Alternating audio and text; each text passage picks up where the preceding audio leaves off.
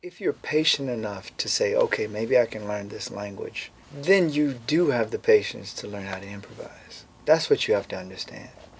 They're just ideas, you know. Like a majority of my students that come to me, a lot of them do have strong classical backgrounds. And they usually say to me, I'm a classical pianist, you know, I don't know improvise. I understand that, but most of the classical pianists improvised. Bach improvised. Chopin improvised. Beethoven improvised. Even in their own words. It's not just people that knew, but there are comments of them improvising.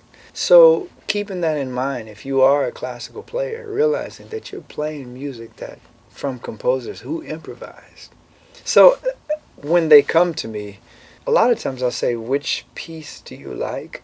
Can you play some of it for me?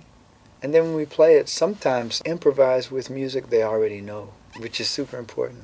If they have a teacher who does know how to improvise or at least understands the theory, that's a great place to start sometimes. You start where you can. Yeah.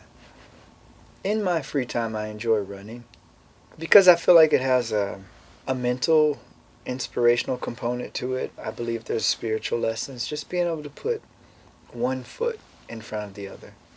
I know that we're going to be jogging like 5 miles or 10 miles, but let me just focus on putting one foot in front of the other. Because life can be tough sometimes, you know, it's going to take you so long to get here. It could be frustrating or scary or intimidating. But if I'm more focused on just one foot in front of the other, that I can do.